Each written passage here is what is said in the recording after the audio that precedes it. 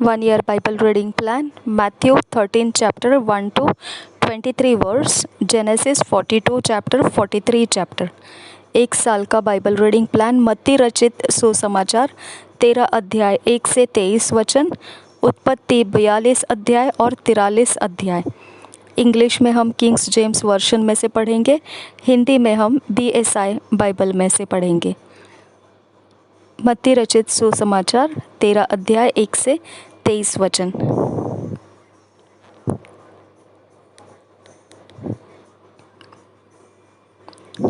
बीज बोने वाले का दृष्टांत। उसी इंग्लिश में ये इस प्रकार से है। चैप्टर 13, मैथ्यू चैप्टर 13, इंट्रोडक्शन में ऐसा है, of the sower and the seed. Why Christ spoke in parable. The exposition of the parable of the sower, diverse other parables, etc. The same day went Jesus out of the house and sat by the seaside, and great multitudes were gathered together unto him, so that he went into a ship and sat, and the whole multitude stood on the shore. And he spake many things unto them in parables, saying, Behold, a sower went forth to sow, and when he sowed, some seeds fell by the wayside, and the fowls came and devoured them up. Some fell upon stony places where they had not much earth, and forthwith they sprung up, because they had no deepness of earth. And when the sun was up, they were scorched, and because they had no root, they withered away. And some fell among thorns, and the thorns sprung up and choked them. But other fell into good ground, and brought forth fruit, some 100-fold, some 60-fold, some 30-fold. Who hath ears to hear, let him hear. And the disciples came and said unto him, Why speakest thou unto them in parables? He answered and said unto them, Because it is given unto you to know the mysteries of the kingdom of heaven, but to them it is not given. For whosoever hath, to him shall be given, and he shall have more abundance. But whosoever hath not, from him shall be taken away even that he hath.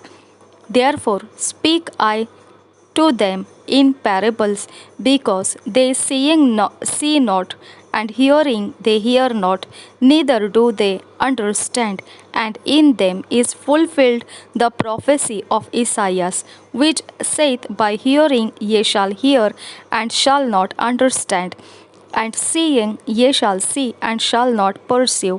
For this people's heart is waxed gross, and their ears are dull of hearing, and their eyes they have closed, lest at any time they should see with their eyes, and hear with their ears, and should understand with their heart, and should be converted, and I should heal them. But blessed are your eyes, for they see, and your ears, for they hear. For verily I say unto you, that many prophets and righteous men have desired to see those things which ye see, and have not seen them, and to hear those things which ye hear, and have not heard them. Hear ye therefore the parable of the sower. When anyone heareth the word of the kingdom, and understandeth it not, then cometh the wicked one, and catcheth away that which was sown in his heart. This is he which received seed by the wayside. But he that received the seed into stony places, the same is he that heareth the word, and anon with joy receiveth it, and yet hath he not root in himself, but dureth for a while. For when tribulation or persecution ariseth because of the word, by and by he is offended. He also that received seed among the thorns is he that heareth the word, and the care of this world, and the deceitfulness of riches choke the word, and he becometh unfruitful. But he that received seed into the good ground is he that heareth the word, and understandeth it, which also beareth fruit, and bringeth forth some an hundredfold, some 60, some 30। बीज बोने वाले का दृष्टांत। 13 अध्याय पहले वचन से।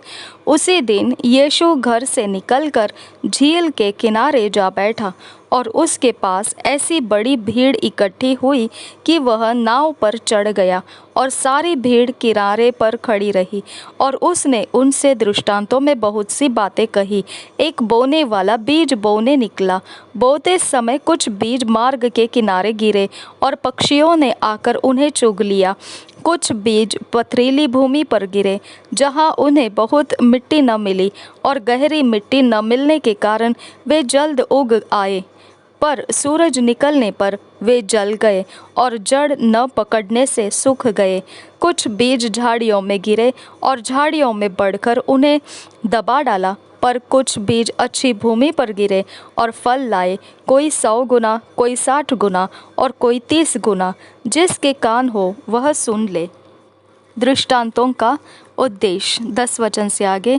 चेलों ने पास आकर उससे कहा, तू लोगों से दृष्टांतों में क्यों बातें करता है? उसने उत्तर दिया, तुमको स्वर्ग के राज्य के भेदों की समझ दी गई है, पर उनको नहीं। क्योंकि जिसके पास है उसे दिया जाएगा, और उसके पास बहुत हो जाएगा। पर जिसके पास कुछ नहीं है, उससे जो कुछ उसके पास है वह भी ले लिया जाएगा। मैं उनसे दृष्टांतों में इसलिए बातें करता हूँ कि वे देखते हुए नहीं देखते, और सुनते हुए नहीं सुनते, और नहीं समझते। उनके विषय में यशायाह की यह भविष्यवाणी पूरी होती है, तुम कानों से तो सुनोगे, पर समझोगे नहीं, और आँखों से तो देखोगे, पर तुम्हें न सूझेगा। क्योंकि इन लोगों का मन मोटा हो गया है, और वे कानों से ऊंचा सुनते हैं, और उन्होंने अपनी आँखें मूंद ली है।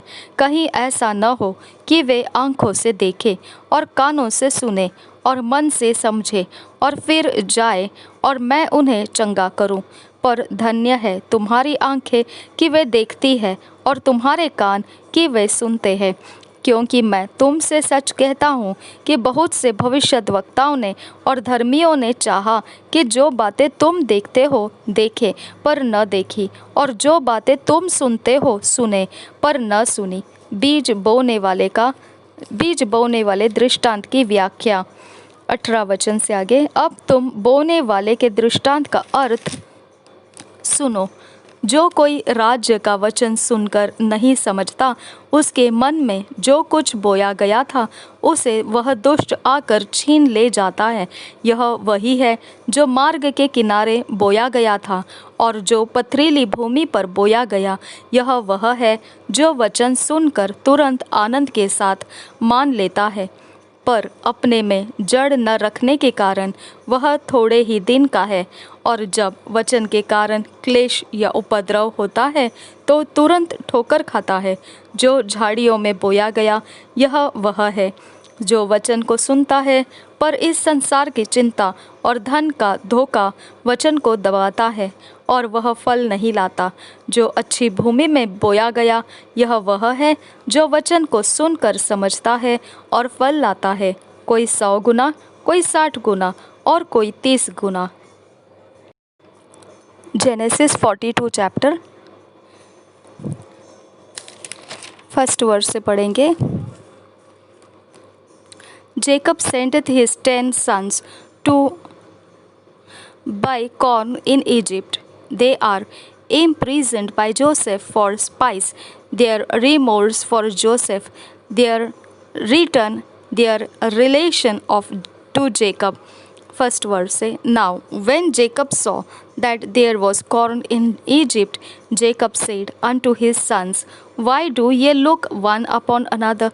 And he said, Behold, I have heard that there is corn in Egypt. Get you down thither, and buy for us from thence, that we may live and not die.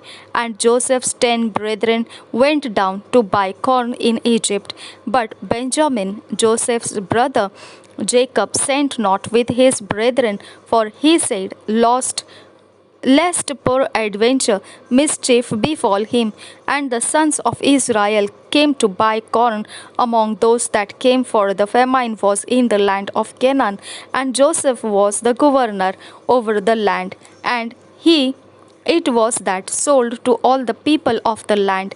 And Joseph's brethren came and bowed down themselves before him with their faces to the earth. And Joseph saw his brethren, and he knew them, but made himself strange unto them, and spake roughly unto them. And he said unto them, Whence come ye? And they said, From the land of Canaan, to buy food. And Joseph knew his brethren, but they knew not him. And Joseph remembered the dreams which he dreamed of them, and said unto them, Ye are spies to see the nakedness of the land. Ye are come. And they said unto him, Nay, my lord, but to buy food are thy servants come. We are all one man's sons. We are true men, thy servants are no spies. And he said unto them, Nay, but to see the nakedness of the land ye are come. And they said, Thy servants are 12 brethren, the sons of one man in the land of Canaan. And behold, the youngest is this day with our father, and one is not. And Joseph said unto them, That is it that I spake unto you, saying, Ye are spies. Hereby ye shall be proved by the life of Pharaoh. Ye shall not go forth hence, except your youngest brother come hither. Send one of you, and let him fetch your brother, and ye shall be kept in prison, that your words may be proved whether there be any truth in you, or else by the life of Pharaoh, surely ye are spies. And he put them all together into ward 3 days. And Joseph said unto them, The third day this do, and live, for I fear God. If ye be true men, let one of your brethren be bound in the house of your prison. Go ye, carry corn for the famine of your houses, but bring your youngest brother unto me. So shall your words be verified, and ye shall not die. And they did so. And they said one to another, We are verily guilty concerning our brother, in that we saw the anguish of his soul when he besought us, and we would not hear. Therefore is this distress come upon us. And Reuben answered them, saying, Spake I not unto you, saying, Do not sin against the child, and ye would not bear. Therefore, behold, also his blood is required. And they knew not that Joseph understood them, for he spake unto them by an interpreter.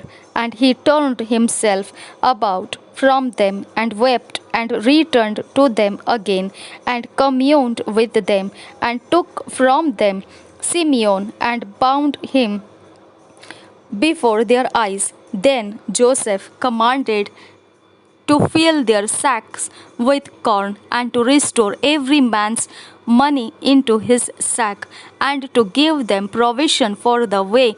And thus did he unto them. And they laded their asses with the corn, and departed thence.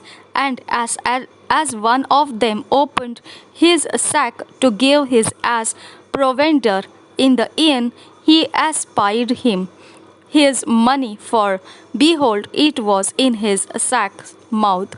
And he said unto his brethren, My money is restored, and lo, it is even in my sack. And their heart failed them, and they were afraid, saying one to another, What is this that God hath done unto us?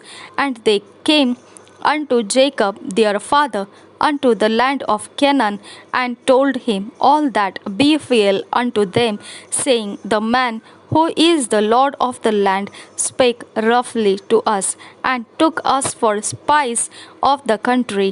And we said unto him, We are true men, we are no spies. We be 12 brethren, sons of our father. One is not, and the youngest is this day with our father in the land of Canaan.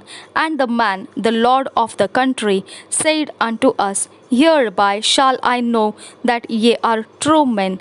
Leave one of your brethren here with me, and take food for the famine of your households, and be gone, and bring your youngest brother unto me. Then shall I know that ye are no spies, but that ye are true men. So will I deliver you your brother, and ye shall traffic in the land.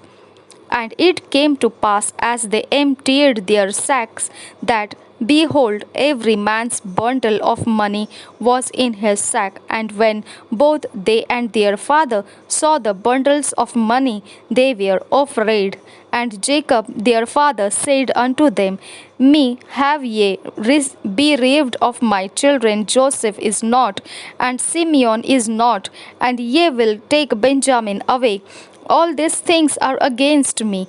And Reuben spake unto his father, saying, Slay my two sons, if I bring him not to thee, deliver him into my hand, and I will bring him to thee again. And he said, My son shall not go down with you, for his brother is dead, and he is left alone. If mischief befall him by the ways in the which ye go, then shall ye bring down my grey hairs with sorrow to the grave. Chapter 43. Jacob is hardly persuaded to send Benjamin. Joseph entertaineth his brethren. Their fears he maketh them a feast. First verse. Chapter 43, first verse. And the famine was sore in the land. And it came to pass, when they had eaten up the corn which they had brought out of Egypt, their father said unto them, Go again, buy us a little food. And Judah spake unto him, saying, The man did solemnly protest unto us, saying, Ye shall not see my face, except your brother be with you.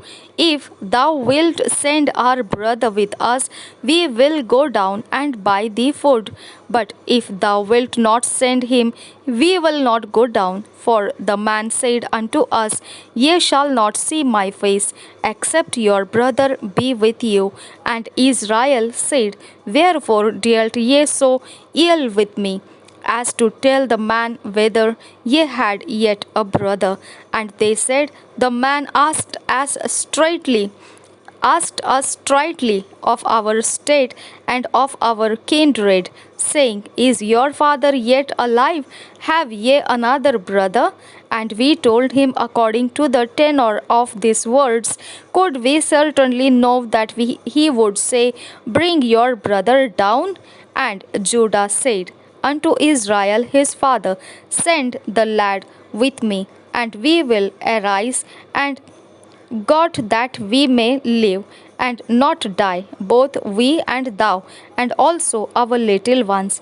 I will be surety for him.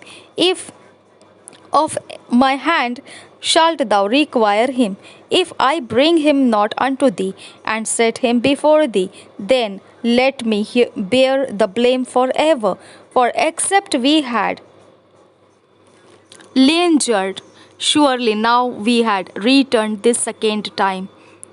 And their father Israel said unto them, If it must be so now, do this, take of the best fruits in the land in your vessels, and carry down the man a present, a little balm, and a little honey, spices, and myrrh, nuts, and almonds, and take double money in your hand, and the money that was brought again in the mouth of your sacks, carry it again in your hand.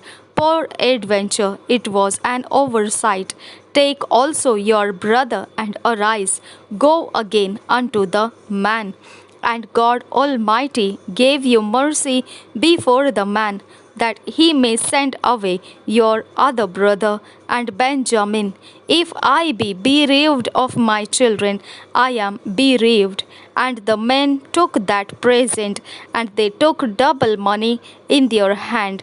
And Benjamin and rose up and went down to Egypt and stood before Joseph. And when Joseph saw Benjamin with them, he said to the ruler of his house, bring these men home and slay, and make ready, for these men shall dine with me at noon. And the man did as Joseph bade, and the man brought the men into Joseph's house. And the men were afraid, because they were brought into Joseph's house. And they said, because of the money that was returned in our sacks at the first time are we brought in, that he may seek occasion against us, and fall upon us, and take us for bondmen and our asses. And they came near to the steward of Joseph's house, and they communed with him at the door of the house, and said, O sir, we came indeed down at the first time to buy food. And it came to pass, when we came to the inn, that we opened our sacks, and behold, every man's money was in the mouth of his sack. Our money is in full weight, and we have brought it again in our hand. 22 verse आगे पढ़ते जा रहे हैं. And other money have we brought down in our hands to buy food. We cannot tell who put our money in our sacks. And he said, peace be to you, fear not. Your God and the God of your father hath given you treasure in your sacks. I had your money. And he brought Simeon out unto them. And the man brought the men into Joseph's house, and gave them water, and they washed their feet, and he gave their asses provender. And they made ready the present against Joseph came at noon, for they heard that they should eat bread there. And when Joseph came home, they brought him the present which was in their hand into the house, and bowed themselves to him to the earth. And he asked them of their welfare, and said, Is your father well? The old man of whom ye spake, is he yet alive? And they answered, Thy servant our father is in good health. He is yet alive. And they bowed down their heads, and made obeisance. And he lifted up his eyes, and saw his brother Benjamin, his mother's son, and said, Is this your younger brother, of whom ye spake unto me? And he said, God be gracious unto thee, my son. And Joseph made haste, for his bowels did yearn upon his brother, and he sought where to weep. And he entered into his chamber, and wept there. And he washed his face, and went out, and refrained himself, and said, Set on bread. And they set on for him by himself, and for them by themselves, and for the Egyptians which did eat with him by themselves, because the Egyptians might not eat bread with the Hebrews, for that is an abomination unto the Egyptians. And they sat before him, the firstborn according to his birthright, and the youngest according to his youth. And the men marveled one at another. And he took and sent messes unto them from before him. But mess was 5 times so much as any of theirs, and they drank and were merry with him. उत्पत्ति अध्याय 42 पहले वचन से पढ़ेंगे। यूसुफ के भाइयों का मिस्र में आगमन। पहले वचन से, जब याकूब ने सुना कि मिस्र में अन्न है, तब उसने अपने पुत्रों से कहा, तुम एक दूसरे का मुंह क्यों देख रहे हो? फिर उसने कहा, मैंने सुना है कि मिस्र में अन्न है, इसलिए तुम लोग वहां जाकर हमारे लिए अन्न मोल ले आओ, जिससे हम न मरे वरन जीवित रहे। अतः यूसुफ के 10 भाई अन्न मोल लेने के लिए मिस्र को गए। पर यूसुफ के भाई बनियामिन को याकूब ने यह सोचकर भाइयों के साथ न भेजा कि कहीं ऐसा न हो कि उस पर कोई विपत्ति आ पड़े। इस प्रकार जो लोग अन्न मोल लेने आए, उनके साथ इस्राएल के पुत्र भी आए, क्योंकि कनान देश में भी भारी अकाल था। यूसुफ तो मिस्र देश का अधिकारी था और उस देश के सब लोगों के हाथ वही अन्न बेचता था। इसलिए जब यूसुफ के भाई आए, तब भूमि पर मुंह के बल गिर के उसको दंडवत किया। उनको देखकर यूसुफ ने पहचान तो लिया, परंतु उनके सामने भोला बन के कठोरता के साथ उनसे पूछा, तुम कहाँ से आते हो? उन्होंने कहा, हम कनान देश से अन्न मोल लेने के लिए आए हैं। यूसुफ ने अपने भाइयों को पहचान लिया, परंतु उन्होंने उसको न पहचाना। तब यूसुफ अपने उन स्वप्नों को स्मरण करके जो उसने उनके विषय में देखे थे, उनसे कहने लगा, तुम भेदिए हो, इस देश की दुर्दशा को देखने के लिए आए हो। उन्होंने उससे कहा, नहीं नहीं, हे प्रभु, तेरे दास भोजन वस्तु मोल लेने के लिए आए हैं। हम सब एक ही पिता के पुत्र हैं, हम सीधे मनुष्य हैं, तेरे दास भेदिए नहीं। उसने उनसे कहा, नहीं नहीं, तुम इस देश की दुर्दशा देखने ही को आए हो। उन्होंने कहा, हम तेरे दास 12 भाई हैं और कनान देशवासी एक ही पुरुष के पुत्र हैं। छोटा इस समय हमारे पिता के पास है और एक जाता रहा। तब यूसुफ ने उनसे कहा, मैंने तुमसे कह दिया कि तुम भेदिए हो, अतः इसी रीति से तुम परखे जाओगे। फिरौन के जीवन की शपथ, जब तक तुम्हारा छोटा भाई यहाँ न आए, तब तक तुम यहाँ से न निकलने पाओगे। इसलिए अपने में से एक को भेज दो कि वह तुम्हारे भाई को ले आए और तुम लोग बंदी रहोगे। इस प्रकार तुम्हारी बातें परखी जाएंगी कि तुम में सच्चाई है कि नहीं। यदि सच्चे न ठहरे, तब तो फिरौन के जीवन की शपथ तुम निश्चय ही भेदिए समझे जाओगे। तब उसने उनको 3 दिन तक बंदी गृह में रखा। तीसरे दिन यूसुफ ने उनसे कहा, एक काम करो, तब जीवित रहोगे, क्योंकि मैं परमेश्वर का भय मानता हूँ। यदि तुम सीधे मनुष्य हो, तो तुम सब भाइयों में से एक जन इस बंदी गृह में बंद हुआ रहे, और तुम अपने घर वालों की भूख मिटाने के लिए अन्न ले जाओ और अपने छोटे भाई को मेरे पास ले आओ। इस प्रकार तुम्हारी बातें सच्ची ठहरेगी और तुम मार डाले न जाओगे। तब उन्होंने वैसा ही किया। उन्होंने आपस में कहा, निस्संदेह हम अपने भाई के विषय में दोषी हैं, क्योंकि जब उसने हमसे गिड़गिड़ाकर विनती की, तब भी हमने यह देखकर कि उसका जीवन कैसे संकट में पड़ा है, उसकी न सुनी। इसी कारण हम भी अब इस संकट में पड़े हैं। रूबेन ने उनसे कहा, क्या मैंने तुमसे न कहा था कि लड़के के अपराधी मत बनो? परंतु तुमने न सुना। देखो, अब उसके लहू का पलटा लिया जाता है। यूसुफ की और उनकी बातचीत एक दोभाषीय के द्वारा होती थी। इससे उनको मालूम न हुआ कि वह उनकी बोली समझता है। तब वह उनके पास से हटकर रोने लगा। फिर उनके पास लौटकर और उनसे बातचीत करके उनमें से शिमोन को छांट निकाला और उनके सामने उसे बंदी बना लिया। यूसुफ के भाइयों का कनान लौटना। तब यूसुफ ने आज्ञा दी कि उनके बोरे अन्न से भरो और एक एक जन के बोरे में उसके रुपये को भी रख दो। फिर उनको मार्ग के लिए भोजन वस्तु दो। अतः उनके साथ ऐसा ही किया गया। तब वे अपना अन्न अपने गदहों पर लाद कर वहाँ से चल दिए। सराय में जब एक ने अपने गदहे को चारा देने के लिए अपना बोरा खोला, तब उसका रुपया बोरे के मुंह पर रखा हुआ दिखलाई पड़ा।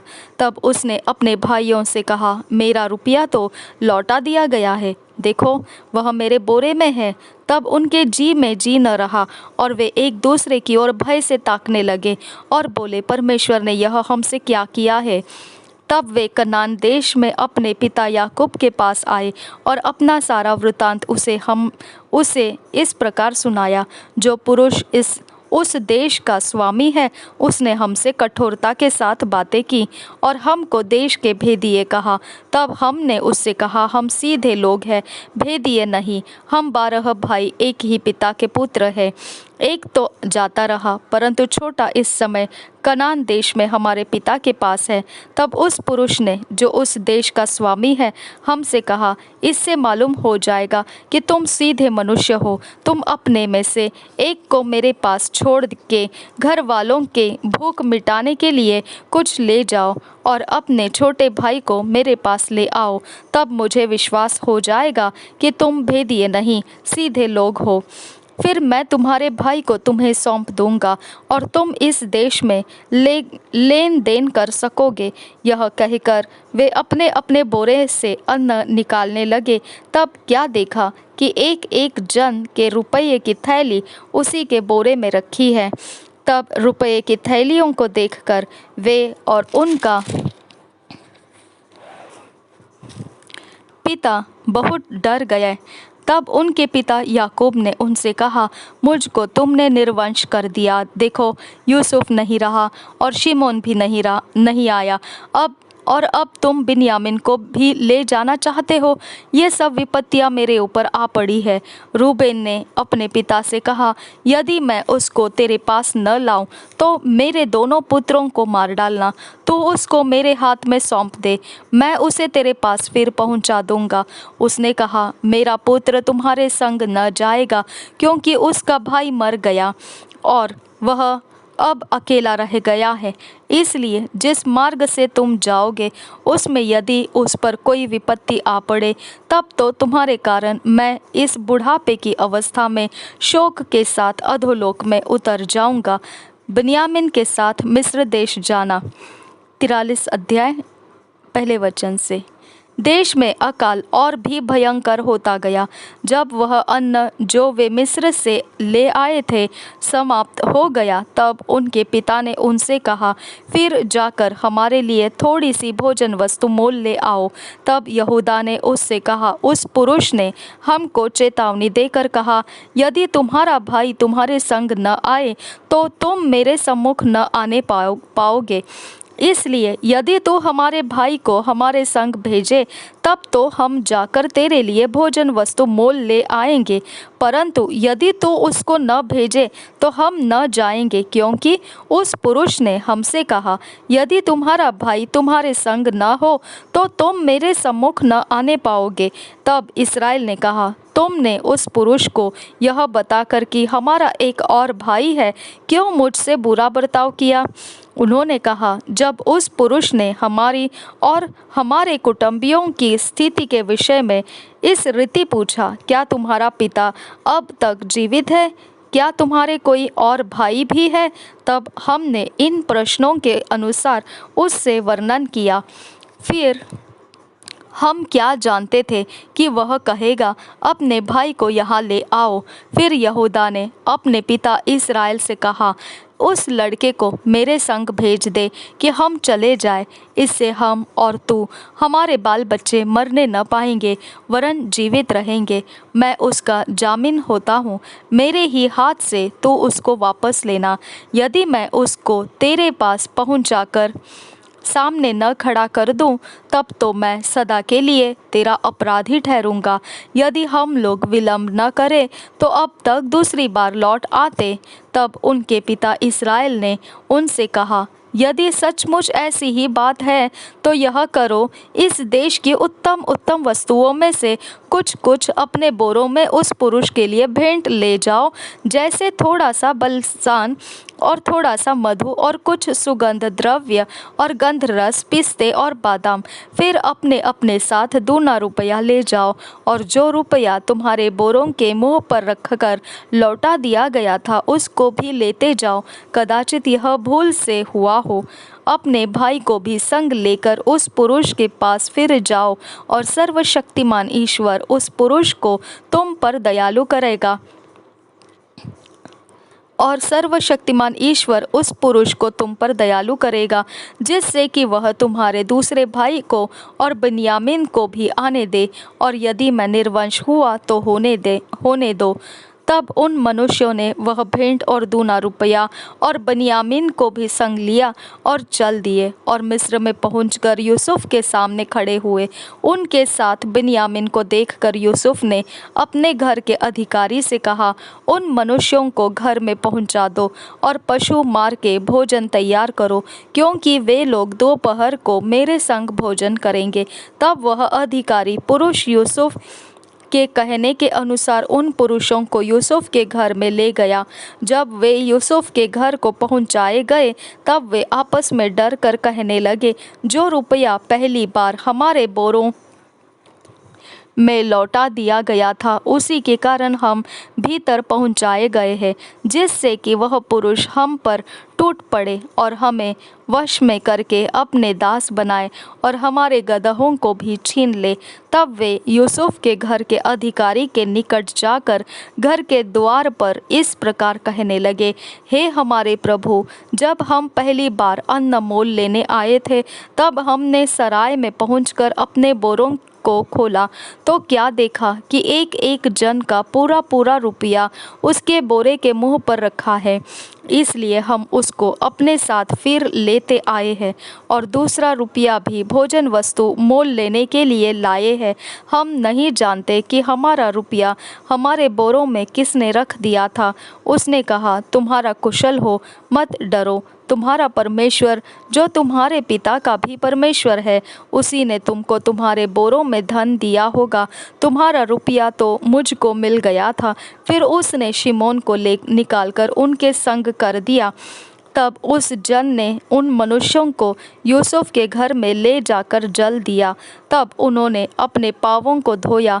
फिर उसने उनके गदहों के लिए चारा दिया। तब यह सुनकर कि आज हमको यही भोजन करना होगा, उन्होंने यूसुफ के आने के समय तक अर्थात दोपहर तक उस भेंट को इकट्ठा कर रखा। जब यूसुफ घर आया, तब वे उस भेंट को जो उनके हाथ में थी उसके सम्मुख घर में ले गया और भूमि पर गिरकर उसको दंडवत किया। उसने उनका कुशल पूछा और कहा, क्या तुम्हारा वह बूढ़ा पिता जिसकी तुमने चर्चा की थी कुशल से है? क्या वह अब तक जीवित है? उन्होंने कहा, हाँ, तेरा दास हमारा पिता कुशल से है और अब तक जीवित है। तब उन्होंने सिर झुकाकर फिर दंडवत किया। तब उसने आंखें उठाकर और अपने सगे भाई बिन्यामीन को देखकर पूछा, क्या तुम्हारा वह छोटा भाई जिसकी चर्चा तुमने मुझसे की थी यही है? फिर उसने कहा, हे मेरे पुत्र, परमेश्वर तुझ पर अनुग्रह करे। तब अपने भाई के स्नेह से मन भर आने के कारण और यह सोचकर कि मैं कहाँ जाकर रोऊं, यूसुफ तुरंत अपनी कोठरी में गया और वहाँ रो पड़ा। फिर अपना मुंह धोकर निकल आया और अपने को शांत कर कहा, भोजन परोसो। तब उन्होंने उसके लिए तो अलग और भाइयों के लिए भी अलग और जो मिस्री उसके संग खाते थे उनके लिए भी अलग भोजन परोसा, इसलिए कि मिस्री इब्रियों के साथ भोजन नहीं कर सकते, वरन मिस्री ऐसा करना घृणित समझते थे। और यूसुफ के भाई उसके सामने बड़े बड़े पहले और छोटे छोटे पीछे अपनी अपनी अवस्था के अनुसार क्रम से बैठाए गए। यह देख वे विस्मित होकर एक दूसरे की ओर देखने लगे। तब यूसुफ अपने सामने से भोजन वस्तुएं उठा उठा के उनके पास भेजने लगा और बिन्यामीन को अपने भाइयों से पचगुना भोजन वस्तु मिली। इस प्रकार उन्होंने उसके संग मन माना खाया पिया। 2 years Bible reading plan. Matthew 7 chapter 13 to 20 verse. Genesis 18th chapter. 2 साल का बाइबल रीडिंग प्लान। मत्ती रचित सुसमाचार 7 अध्याय 13 से 20 वचन और उत्पत्ति 18 अध्याय। हम 2 साल के बाइबल रीडिंग प्लान को हमारा पर्सनल बाइबल स्टडी प्लान जैसे इस्तेमाल कर रहे हैं। हम इसे अपने व्यक्तिगत पर्सनल टाइम में इसको पढ़कर इसके अंदर से परमेश्वर हमारे लिए जो वचन देना चाहता है, सिखाना चाहता है या हमारे ज़िंदगी को बदलना चाहता है या विश्वास देना चाहता है, कोई भी वायदा देना चाहता है, कुछ करना चाहता है वचनों में से, या हमको नया प्रकाशन देना चाहता है, वो अपनी इच्छा को बताना चाहता है, तो वो सब कुछ हम नोट्स बनाएंगे अपने पर्सनल बाइबल स्टडी की तरह। व्यक्तिगत जीवन में हम ये वचनों को, ये अध्याय को इस्तेमाल करने वाले हैं इस साल।